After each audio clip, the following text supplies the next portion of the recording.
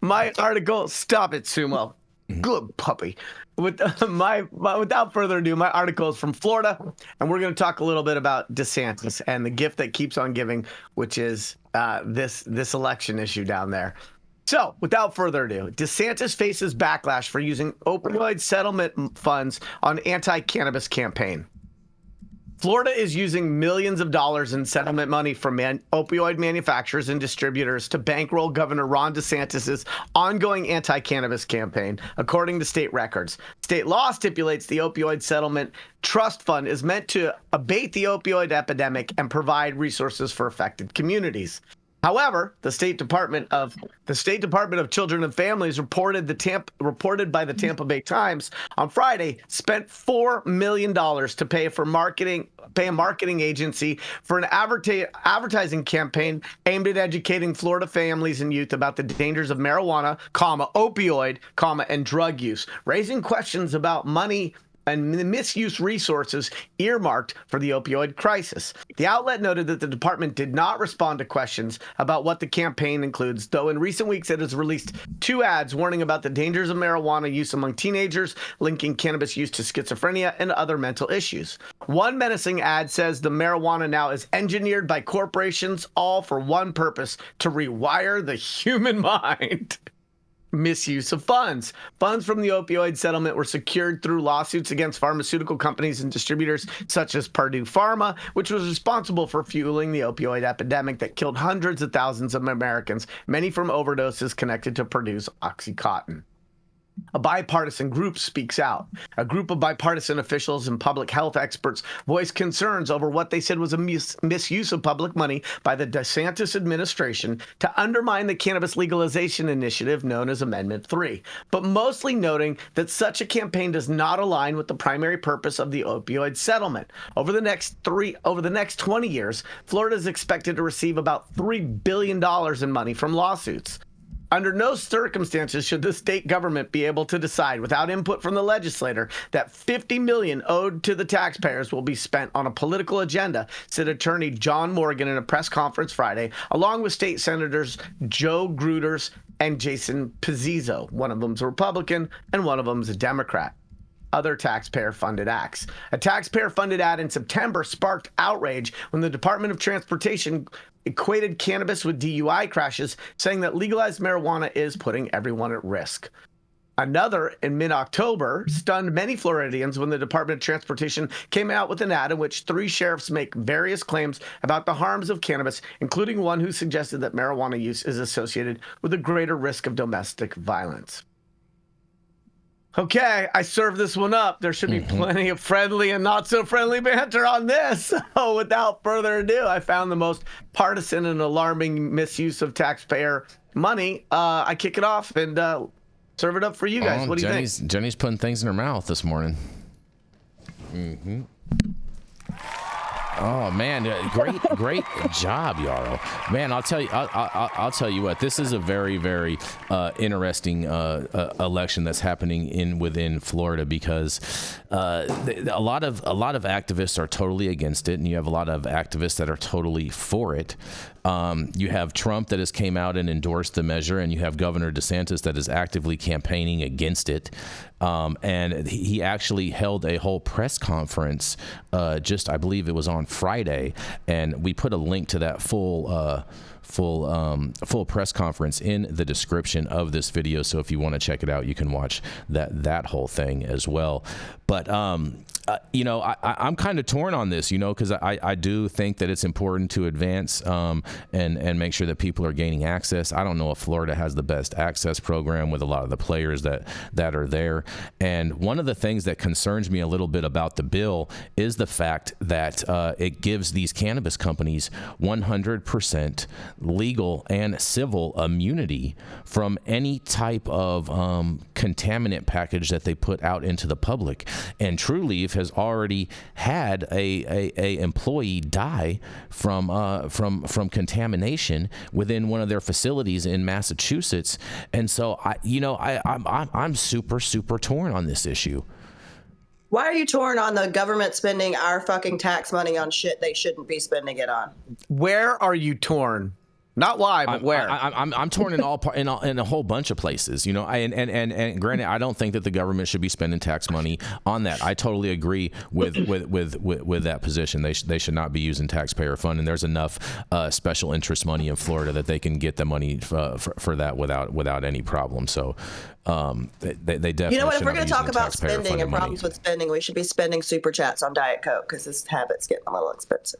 No, it's great to hear you say that, Jason, because I've heard you support this governor down in Florida more than a few times, and I've judged you here on the show because of it. And so it's nice to see that you're just on the side of the taxpayer and a prudent use of settlement money, ideally designed to prevent less opioid deaths, less opioid addictions, and to really help people to overcome what is arguably one of the nastiest addictions people can unfortunately acquire. And so the idea that they're using this as a discretionary fund and paying it to a third party to run ads that are only remotely related to anything opioid affiliated, it's great to hear you say that, because this is just, to me, a simple by the numbers. Like, can you use it for that? No.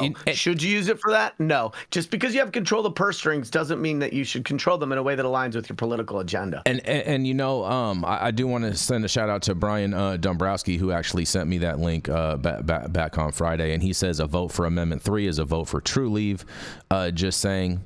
And that kind of is true, because they actually there was another story that didn't make the cut today that talked about True Leave, and what was it? True Leave just put $28 million additionally into this whole campaign. Much more than they paid to the employees that they owe money to. Yeah, but it's also like. So I know Brian. Brian's not wrong. Brian and I go back years and years and years, and I hear what he's saying.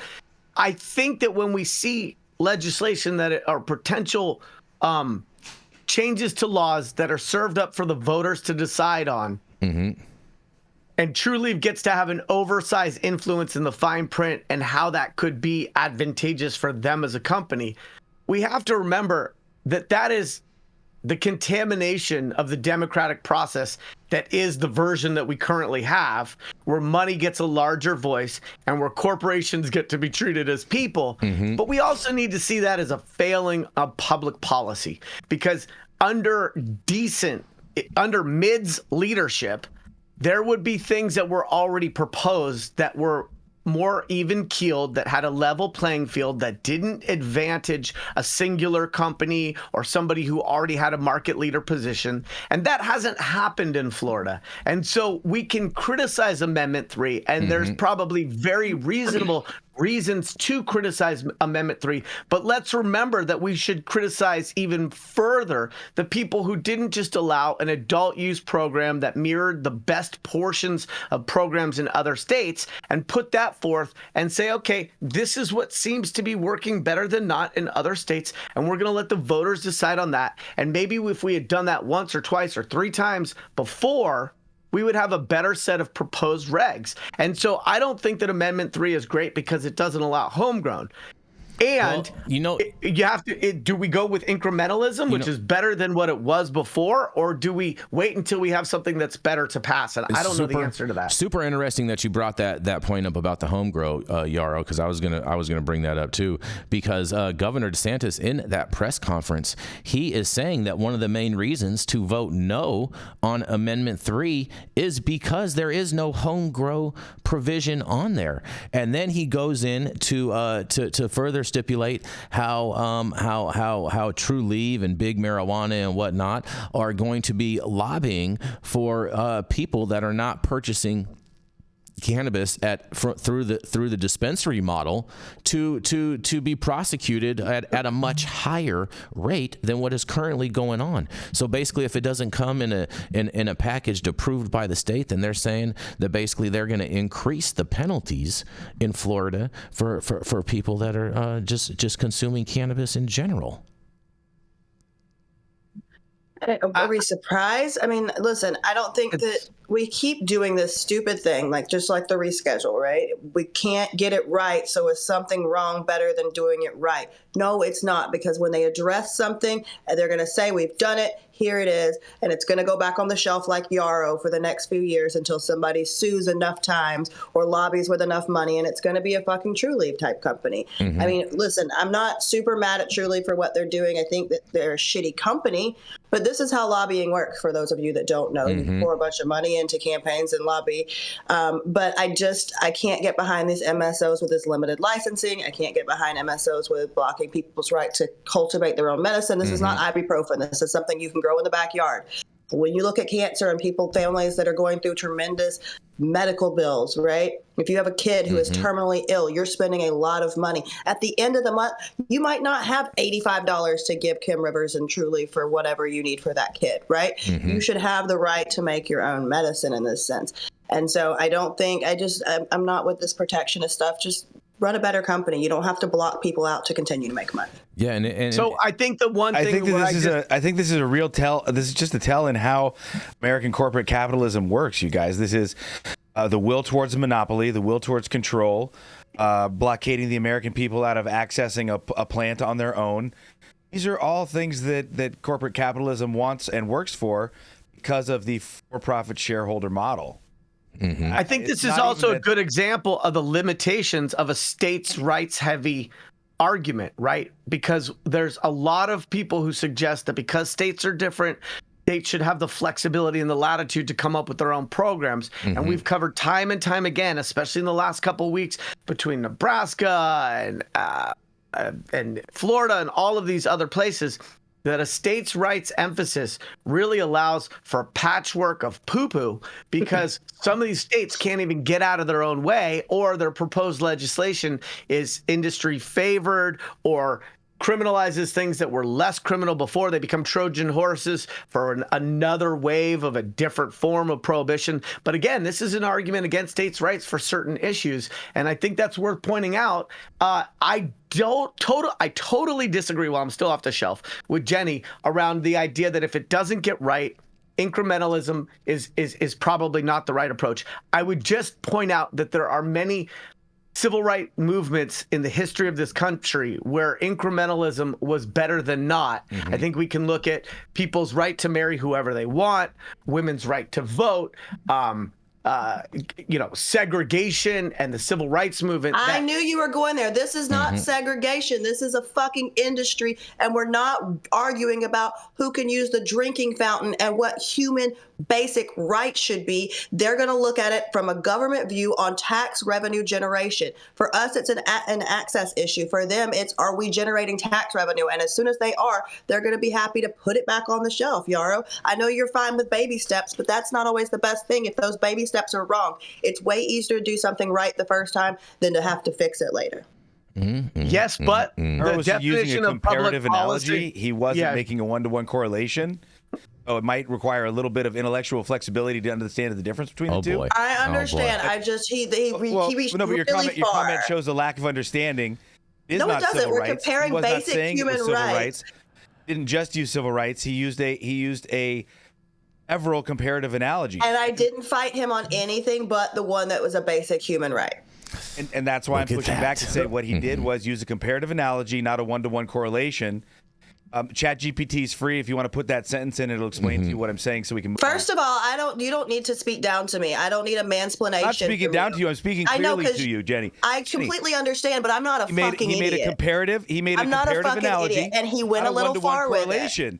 And he went a little far with it. If you just let my comment stand, because my comment is actually Why do I have to correct, let your comment move stand? On. That is your opinion. Because if you're looking at incremental, I'm not back. I'm not yelling. No one's yelling. You're the one yelling. Not a one-to-one correlation. Okay, you listen. Can't understand it. That's fine. What I'm trying to do is it's not a great illustrate that comparative difference analysis for in my fucking opinion. That they can increase their own personal level of edification. Vein in your neck is going to education. pop. Calm down. Yeah, Head is red. The vein in your neck is going to pop. You're my friend. I don't want to my cameras are wrong because I got sunlight coming in. I just look red. Take a deep breath. Oh boy. My dog left, and I've got Taco Bell on the counter. My dog left. You've upset my puppy. No, I just think that yes, I don't agree with the analysis, and I'll tell you why. Because in the civil rights movement, yes, anything is better than nothing. Absolutely. When we're looking at cannabis policy, however, I think that we have a tendency to put something in place, and bad policy stands for an aggressively long time. So I think that putting bad policy in my opinion, which I'm allowed to have, is less productive than just getting it right the first time. Yes, Yarrow, I see your little hand. So there's two places where I want to, Yarrow, because I'd like to say something. Oh, bet you do. Oh, boy. Pushing back in conversation is not allowing you to have an opinion. What I'd like to say, Jenny, is that this. You pretty much called me stupid and told me to put some shit into ChatGPT. You're talking over me. So I didn't call you stupid. I didn't call you stupid. I pushed back. And put a one in the chat if what he was saying was that you're talking over me still, Jenny. I don't know why it's so important for you to control the conversation and not allow me to talk to the point that you have to continue to yell over me and not allow me to express myself. What I was trying to say is have a difference of opinion, and I offered it. I didn't talk down to you. I gave a clear sentence. I wanted to then accelerate over me and speak over me as I was talking, so I started talking louder too to kind of mirror your behavior. And what I'm trying to say to you is this. You're allowed to have an opinion. I respect your opinion. Part of my respect of your opinion and your intellect, Jenny, is to push back my intellect and my rhetoric and not just allow you to say whatever you want. If I thought for some reason that you were mentally damaged or somehow inferior to me, I might let you just say whatever you want and let that go unchecked because of your specialness. But because I view you as an equal and I view you as someone who is intelligent, I like to push back, and I like to sometimes make little notes of rhetorical devices so that we can all understand things a little bit more of a nuanced level, and we can have slightly more intelligent conversations. That's never me trying to silence you. Free speech means everyone gets free speech. It doesn't mean Jenny gets to say whatever the fuck she wants and St. Germain can't push back. It doesn't mean St. Germain gets to say whatever he wants and Jason can't push back. I see how you Jenny threw that in there. Everyone gets to explore yes, we get to and push explain back. themselves. Hi, Pot. I'm Kettle. Nice to meet you. And you yelled at me this morning. But yes, I realize ChatGPT is free, but I have the paid version. If you ever want to use it, you totally can if we need to, you know. But fortunately, I don't need that to understand basic words. I do know that Yarrow's hand is raised, so let's hand him the talking stick. What I'd like to disagree with you on is two things, and hopefully not get interrupted in doing it. The first is you pushed back on the idea that my three examples all represented waves of changing attitudes that applied to civil rights. And you pushed back on the one when I used an example of race, but you didn't with the one of gender or sexual orientation. And so I very much disagree with that position. I think all of those are civil rights issues. And so my argument is that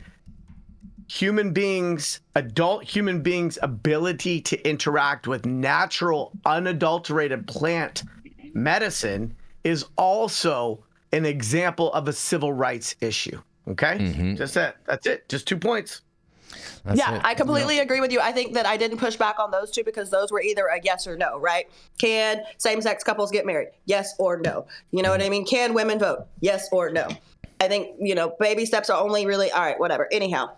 But so if we look at public policy and we look at baby steps not being good enough, we can look at examples with all three of those where there was not good enough that was still better than not enough.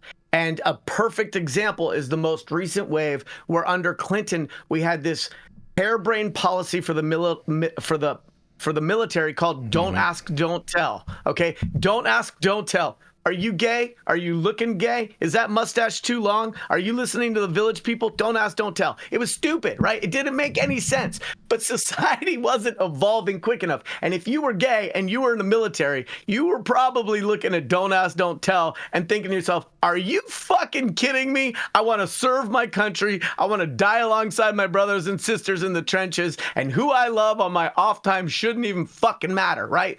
But we needed to get somewhere, and that somewhere, we didn't get there quick enough, and that's not going to be uncommon. And so all I'm suggesting is even an industry-favored or a company-favored Measure 3, if it gets us a little closer to where I think Florida should be, then maybe it's not as bad as not doing anything, and that instead of us spending most of our time being upset at Trulieve for trying to write something that benefits them, let's be mad at DeSantis for not ushering in an era of adult use in a way that took money and some of those goals and interests of a moneyed MSO out of the equation. We had a medical program in California in 1996. Adult use is not a new concept. Florida is still a part of the United States, and they're woefully behind on looking at this issue through a lens that I think aligns with my values. I think the most insightful thing, Yarrow, you alluded to was that sovereignty over our own individual consciousness is a civil right. And I'd say in this argument and most of the news stories shared here, as well as most of what's gone on with cannabis legalization, it's all become a money hustle. Mm-hmm. People have forgotten that this started as a civil rights issue about human beings having access to plants and molecules that attenuate their consciousness, different frequencies. Mm-hmm. Control over our consciousness is, in fact, a civil right. That, I think, is why home grow is important. That is why I think a lot of these ballot measures, propositions are very important, highlighting this capture by for-profit corporations, will to generational wealth, and the standard for-profit corporate plan of bring out all the value from something, then moving on to the next thing, rapaciously eat like a locust, is incredibly important. We really should view cannabis legalization as well as psychedelics legalization through a locus of civil rights and consciousness, less a constant stream of money, patents, and how do we get things medicalized so the insurance and pharma companies can continue to profit off of them. Yes, and that's why I believe you should vote no on Amendment 3, because it completely commercializes cannabis. It's protectionist for a large MSO, and it takes away the basic human right of people to be able to cultivate and have their own medicine. Agree with you. But they don't have that. But they don't have that in Florida right now. Do they? But they're not going to have it with this, and it's going to put more limited licensing, and it's going to give Trulieve the keys to Florida. And that's the point. And that's the point that is DeSantis it makes in that press conference. Jason, leave him out of this, because this is going to just start another kerfuffle. All DeSantis is doing is using whatever he can. You guys are going to tell me what I can say and what I can't say. I'm going to say what the hell I fucking want to say. Yeah, Jason, stop that shit. Here comes the can't put him on the shelf too, Jen. Yeah, as I was saying, DeSantis specifically says in there that these MSOs are going to be lobbying the state to create more restrictive penalties and whatnot for people that do home grow and things like that. And if you look at all of the lobbying efforts of all of the MSOs, you'll see on a federal level and a state level that they have never supported home grow at all whatsoever. So yes, they want these protectionist market spaces, and they want people that aren't buying weed from them to be locked up, and that's just is what it is. Anything else?